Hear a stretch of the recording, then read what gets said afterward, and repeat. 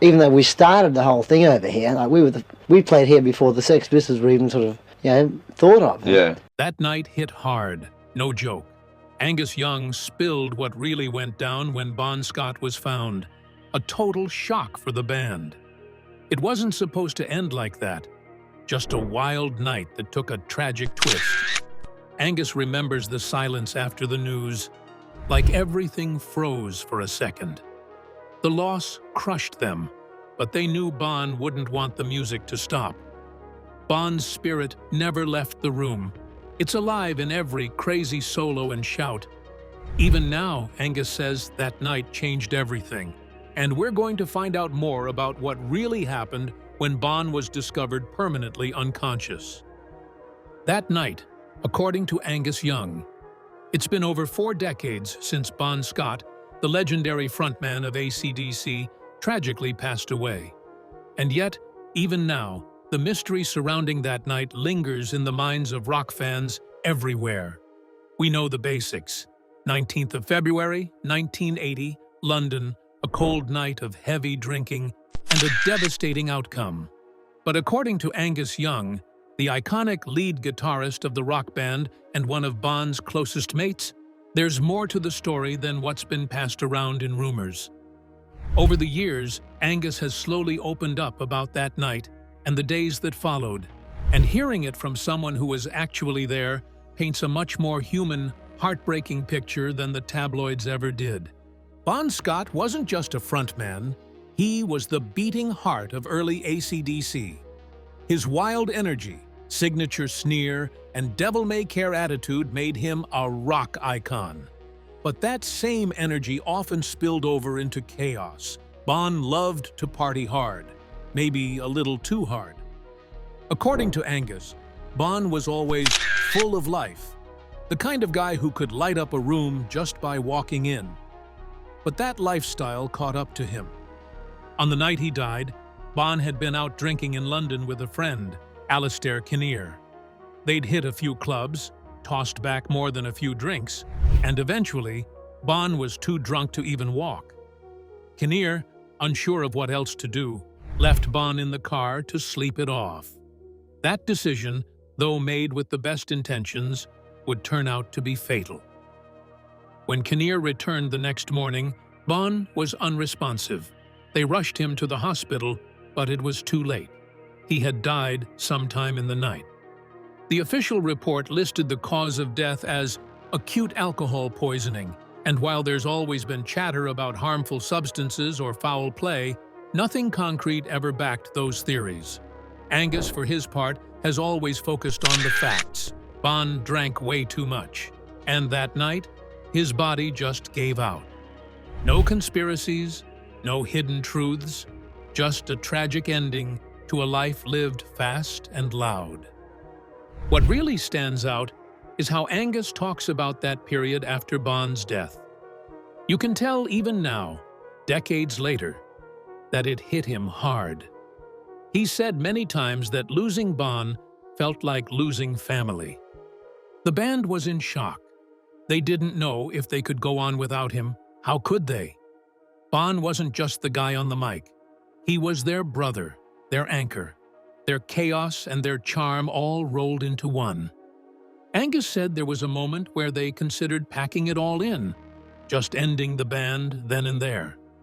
But then something shifted. Instead of letting the tragedy define them, they decided to honor Bon the best way they knew how, by making music. And not just any music. Back in Black, their first album after Bon's death, turned into one of the most iconic rock albums of all time. Angus has said many times that the entire record was a tribute to Bon. The black cover, the title, the energy of the songs, it was all for him. And it worked. Back in Black wasn't just a success, it was a statement. AC/DC was still standing, and Bon, in a way, was still with them. Angus also opened up about how hard it was bringing someone new into the band. Enter Brian Johnson, the guy who stepped into the impossible role of replacing Bon. But, as Angus explains, it wasn't about replacing anyone. Brian brought his own thing to the table, and that's what made it work. He never tried to be Bonn, he just brought raw power and heart to the stage, and the band gelled. Angus has said in interviews that Bonn would have liked Brian, and that alone helped ease the transition. Still, no matter how much time passes, Angus clearly carries Bonn with him. He talks about him with this mix of pain and pride, like he's still hearing his laugh backstage. He's told stories of how Bonn would make up lyrics on the fly, how he had this incredible ability to command a crowd without trying. And when people bring up the tragedy of that night, Angus doesn't dodge it. He's honest. It was a horrible, senseless loss. But rather than let it become a dark cloud, he's tried to use it as fuel, to keep the music going, to keep Bonn's spirit alive on stage. If you ask, what really happened that night? According to Angus, it wasn't a rock and roll conspiracy or some shady mystery. It was just one more night of partying that went too far. A night where nobody realized how serious it was until it was too late.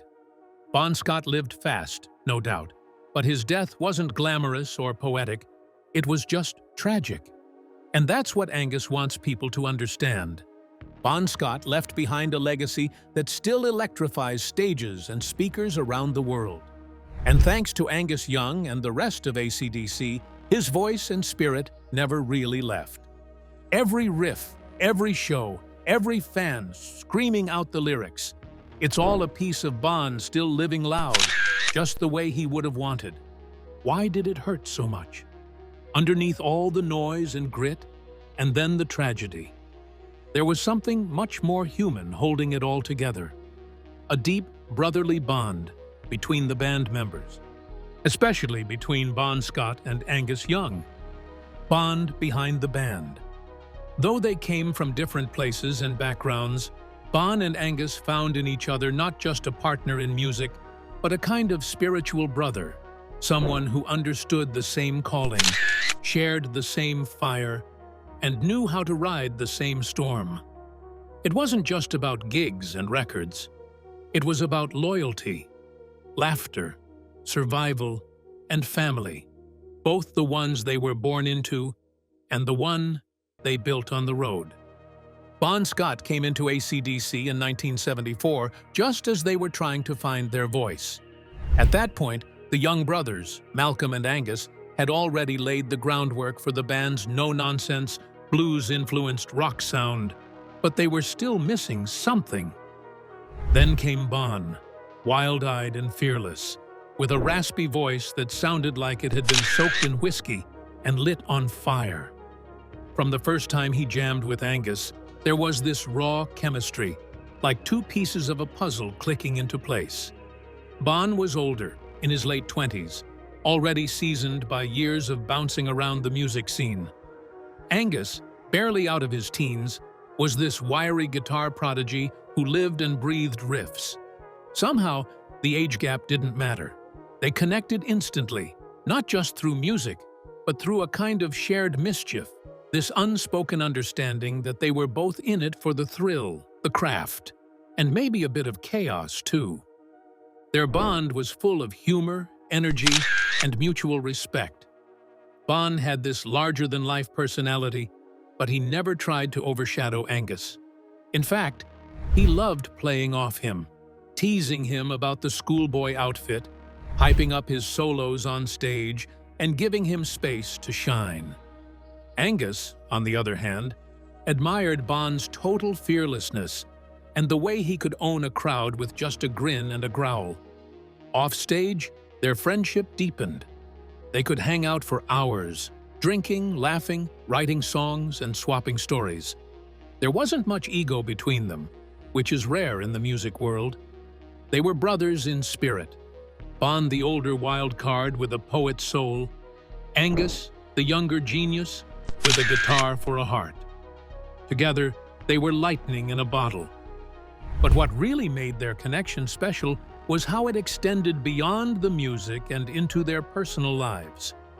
Bon wasn't just close with Angus, he became part of the Young family. He bonded with Malcolm, the steady, silent force behind the band. Malcolm had this tough, no-nonsense exterior, but Bonn earned his respect quickly by being honest, hardworking, and completely dedicated to the band. The three of them, Bonn, Angus, and Malcolm, formed the inner core of AC/DC, each bringing something unique to the table. Bonn also got along well with Angus and Malcolm's older brother, George Young, who had helped produce AC/DC's early albums.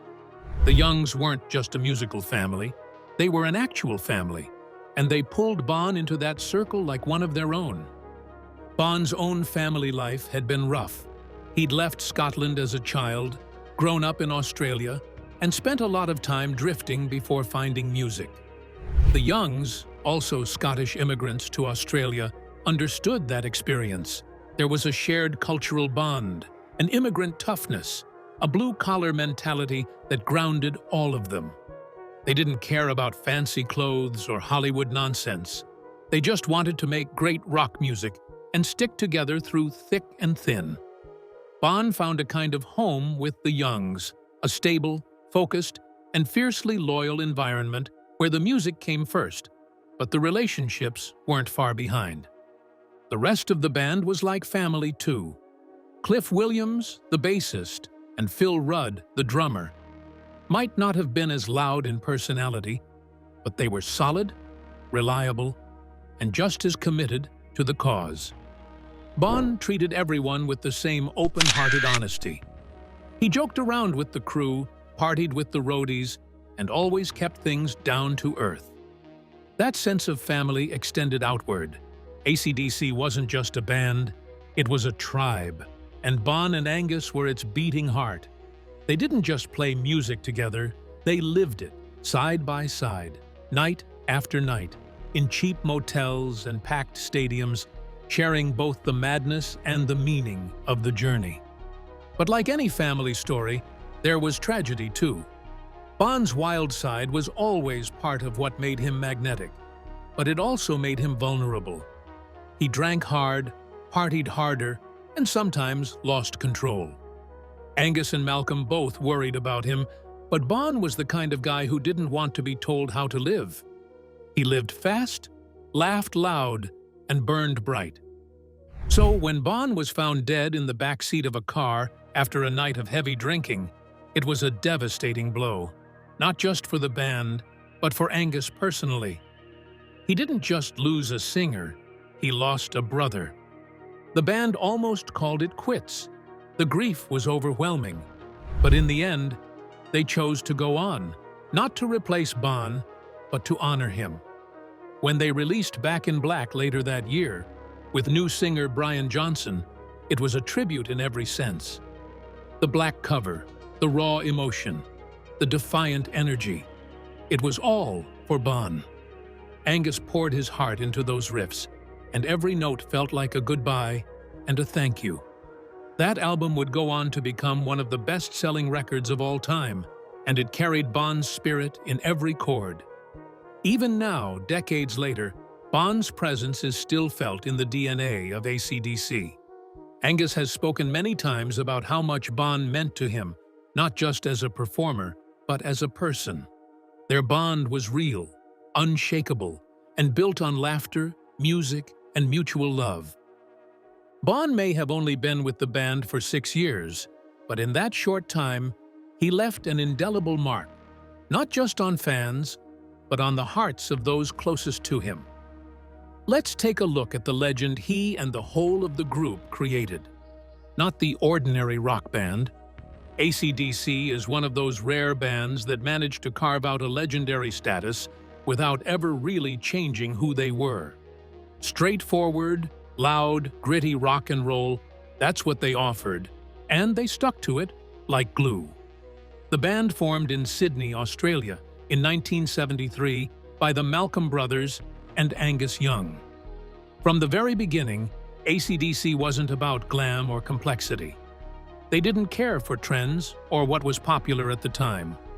Their sound was pure, raw energy, fast, guitar-driven riffs, pounding drums, and vocals that screamed rebellion. Angus, dressed in his iconic schoolboy outfit, quickly became the visual mascot of the band, and his explosive guitar solos were a huge part of their identity. The early years weren't smooth sailing. They had lineup changes and some rough gigs, but they were grinding. Their first few albums, especially High Voltage and TNT, started building momentum in Australia, but it wasn't until they got international distribution that they began making noise around the world. Bon Scott, their charismatic lead singer at the time, had this raspy voice and devil-may-care attitude that made him perfect for the band's style. He embodied everything AC/DC was about: dangerous, a little wild, but also magnetic. Songs like It's a Long Way to the Top, If You Want to Rock and Roll, became anthems for anyone chasing a dream the hard way. Tragedy hit hard when Bon Scott died. For most bands, that would have been the end. AC/DC, however, made the bold decision to carry on. They brought in Brian Johnson as their new lead vocalist, and instead of fading out, they exploded. The first album with Johnson, Back in Black, turned out to be their biggest success ever, and one of the best-selling albums of all time. That record was a monster. Every track is iconic: Hell's Bells, You Shook Me All Night Long, Shoot to Thrill, and, of course, the title track, Back in Black. It was a tribute to Bonn, but it also solidified AC/DC as unstoppable. The peak of their career was undoubtedly the 80s, right after Back in Black. The follow-up album, For Those About to Rock, We Salute You, was another massive hit, and their concerts turned into stadium-shaking spectacles. They had a no-nonsense approach to rock that connected with fans all over the world. No ballads, no synths, just pure power chords and head-banging fun. While other bands experimented with sounds or chased trends, AC/DC just doubled down on what they knew, and it worked.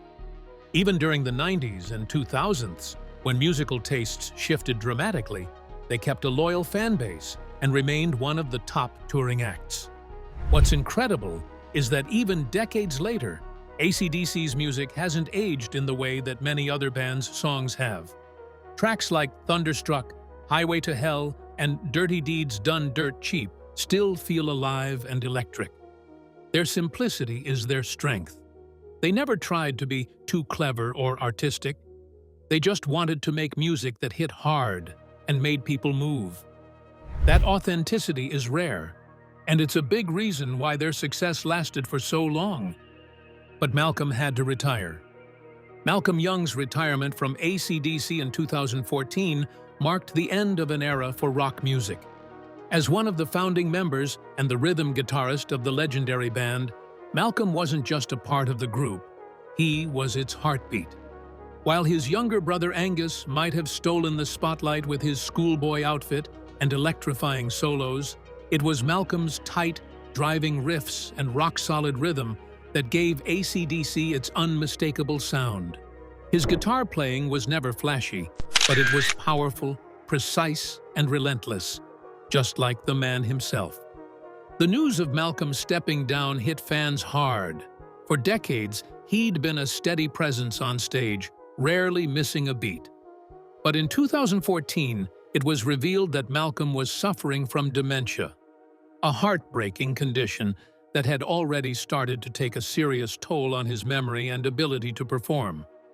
The band announced that he would be retiring permanently and that his nephew Stevie Young would step in to take over rhythm guitar duties. It was a bittersweet moment. Fans wanted the band to go on, but they also knew it wouldn't ever be quite the same without Malcolm. Despite the sadness surrounding his retirement, Malcolm's legacy continues to live on in every power chord and stomp-worthy groove AC/DC plays.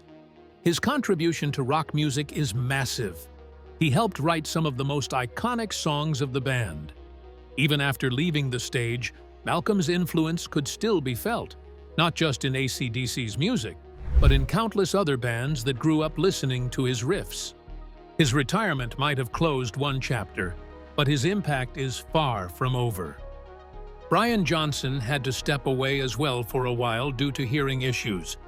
But again, AC/DC didn't give up. In 2020, they released Power Up, a powerful return that paid tribute to Malcolm and reminded fans that the band still had that same fire. And once again, it was a hit. When you look at the story of AC/DC, it's not just a tale of rock stardom. It's about persistence, staying true to yourself, and refusing to water down your identity for anyone. They've sold over 200 million albums, played thousands of shows, and become a cultural force, all while doing things their way. That's not just success, that's legendary status. In a world where trends come and go, AC/DC is the loud, thundering reminder that real rock and roll never dies. If you're still unfamiliar with the band, here's a list of the top 5 AC/DC songs that define their legacy and keep the spirit of rock alive. You might find one of these a familiar music to your ears. The songs that lasted. From the very first notes of its now iconic opening riff, Back in Black commands attention. Angus Young's guitar work is sharp, precise, and instantly recognizable, perhaps one of the most famous riffs in rock music. It sets the tone for what's to come, a song that doesn't mourn the past, but instead celebrates life with fierce energy. Brian Johnson, making his debut as AC/DC's new frontman, delivers a vocal performance that is both raw and electrifying.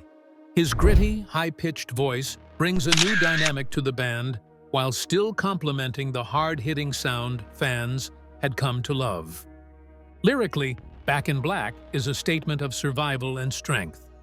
Lines like, "Forget the hearse, 'cause I never die," reflect not only the band's resilience, but also their determination to move forward without forgetting where they came from. The song bridges a difficult chapter in the band's history with a triumphant sound that resonates with fans to this day. It's a song of defiance, revival, and rock and roll energy, all rolled into one powerful package. The impact of Back in Black goes far beyond its initial release. The Back in Black album has sold over 50 million copies worldwide, making it one of the best-selling albums of all time. The song itself has become a staple in popular culture, appearing in countless movies, TV shows, commercials, and sports arenas. It's a go-to track for anyone looking to tap into pure, unfiltered rock energy. Its influence can be heard in the work of many modern rock bands who cite AC/DC as a foundational influence on their sound. Let's talk about Highway to Hell, not just a song, but a full-blown attitude, a musical middle finger to rules, expectations, and polite society. This isn't just one of AC/DC's biggest hits. It's a raw, in-your-face anthem that captures everything people love about rock and roll. It's loud, it's defiant, and it makes you feel like you're invincible, even if just for 3 minutes and 28 seconds. The track kicks off with that iconic guitar riff, clean, simple, and instantly recognizable. It's not overcomplicated, and that's the beauty of it. AC/DC never needed to get fancy. Angus Young just plugs in, cranks it up, and lets it rip. Right from the first chord, you know you're in for a ride. There's a reason that riff has been blasting out of speakers at parties, in cars, and at stadiums for decades. It hits you straight in the chest and doesn't let go. And then there's Bon Scott. Man, what a voice. His vocals on Highway to Hell aren't just singing. They're snarling, howling, laughing in the face of danger. He's got that smoky, boozy, don't give a damn swagger that makes you believe every word he says. When he sings, "I'm on the highway to hell," he's not scared. He's not regretful. He's loving every second of it.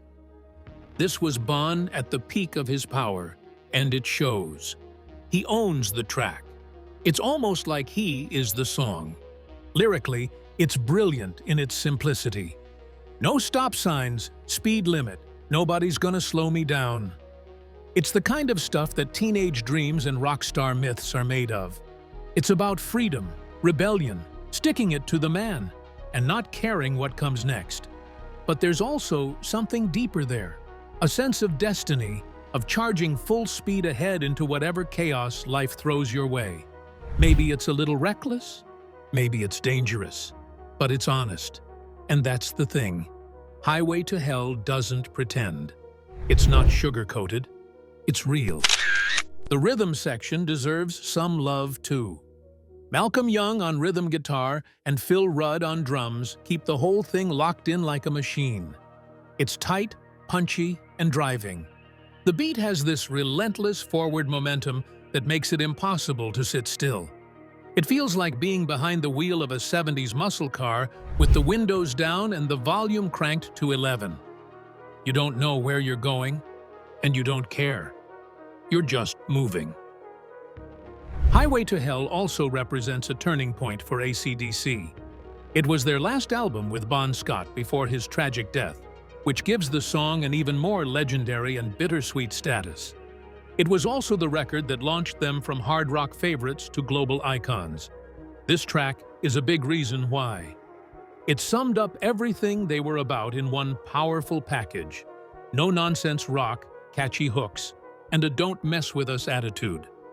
Next up, Thunderstruck. What a song! From the very first note, it feels like you're being hit by a bolt of lightning straight to the brain. That opening riff? It's instantly iconic. You hear those fast, sharp guitar notes and immediately know something epic is coming. It's like AC/DC took pure electricity and bottled it up in a riff. Brian Johnson and the boys didn't just write a song, they crafted an anthem that hits you with so much energy, you can't help but crank it up loud. The thing about Thunderstruck is how perfectly it builds tension. It doesn't just throw everything at you right away. The song starts with that unforgettable riff, but then it holds back a little, letting the anticipation grow. When the drums kick in and Brian's vocals come crashing in, it's like a wave of adrenaline smashing into you. It's stadium rock done exactly how it should be. Simple, powerful, and totally memorable. AC/DC have this knack for writing songs that feel massive without being overly complicated, and Thunderstruck is the perfect example. Released back in 1990, this song proved something huge, that AC/DC still had serious fire in the tank even after years of rocking the scene. They weren't some band resting on past glories. Nope, they were still in the game, and Thunderstruck was their way of shouting that from the rooftops. It's wild to think this song dropped more than 3 decades ago, and yet it still sounds fresh and alive every time you hear it. And then there's the crowd chant. You know it, that thunderous thunder, thunder that erupts at concerts worldwide. That chant isn't just fans yelling, it's a ritual, a collective moment of pure rock excitement that connects thousands of people in the same heartbeat. When the band plays that riff live, the stadium feels like one massive organism, all pulsing to the same electrifying beat. It's the kind of experience you have to feel in person to really get it, that shared explosion of energy that only a song like Thunderstruck can deliver. If you think about stadium rock as a genre, Thunderstruck is the textbook definition. It's loud, it's proud, it's impossible to ignore. It grabs you, shakes you up, and then keeps you hooked from start to finish. There's no filler, no fluff, just pure, unadulterated rock and roll power. And that's why it still holds up so well today. TNT, the ultimate rock anthem that packs a punch. There are songs, and then there are songs like TNT by AC/DC, pure, explosive, and impossible to ignore. From the moment those first guitar riffs roar in, you know you're not just listening to music. You're stepping into a high-voltage experience. It's loud, it's proud, and it's got that cheeky, rebellious spirit that only Bon Scott could deliver. What people love most about TNT is how simple it is, yet how perfectly it captures the essence of AC/DC. No complicated solos or over-the-top production, just raw, punchy guitars and a chorus that's built to get you shouting along at the top of your lungs. It's like the band took everything that makes rock and roll great and boiled it down to its absolute basics: attitude, power, and that catchy oi oi oi chant that sticks in your head forever. Bon Scott's vocals are the icing on the cake. His voice has this rough-around-the-edges charm that perfectly fits the song's vibe. He's cheeky and confident, like he's daring you to keep up with his energy or just get out of his way. There's something so satisfying about hearing him deliver those lyrics with such swagger. It's like he's not just singing, he's throwing down a challenge. You can't help but feel pumped up when he belts out that iconic line, "I'm TNT, I'm dynamite."